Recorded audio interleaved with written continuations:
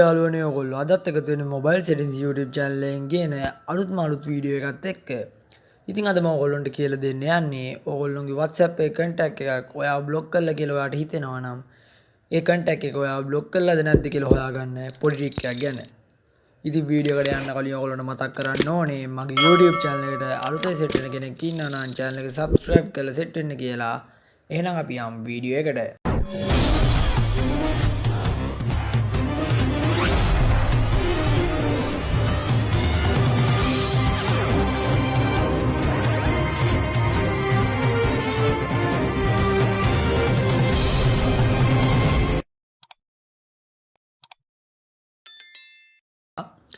ඉතින් ඉස්සෙල්ලම ඔයගොල්ලෝ මේ විදිහට WhatsApp එක open කරගත්තට පස්සේ ඔයගොල්ලන්ට කරන්න තියෙන්නේ ඔයගොල්ලන්ට ඔයා block කරලා කියලා හිතන contact එක හොයාගන්න ඕනේ.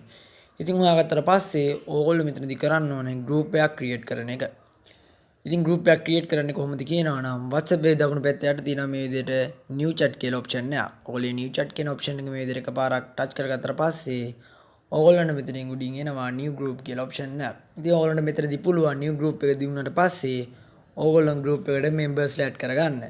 ඉතින් මෙතනදී ඔයගොල්ලෝ members add කරගද්දී ඔයගොල්ලෝ add කරගන්න ඕනේ ඔයාව block කරලා කියලා හිතන contact එක විතරයි.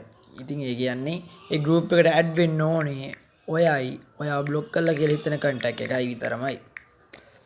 ඉතින් මම මේ විදිහට ඒ contact එක select කරලා ඉවර වෙලා group එකක් create කරගන්නවා.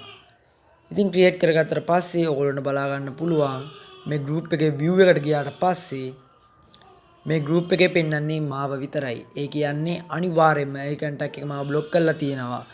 ඒ block කරලා තියෙන හින්දා තමයි එයාව මේ group එකට add වෙන්නේ නැත්තේ. ඉතින් මං හිතනවා අදගෙන අප වීඩියෝ දන්නේ නැති කට්ටියට වටින වීඩියෝ එකක් වෙයි කියලා. අලුත සෙට් වෙන කෙනෙක් ඉන්නවා නම් channel එක subscribe කරන්න. එහෙනම් අදට මං ගියෙන් එන්න goodbye.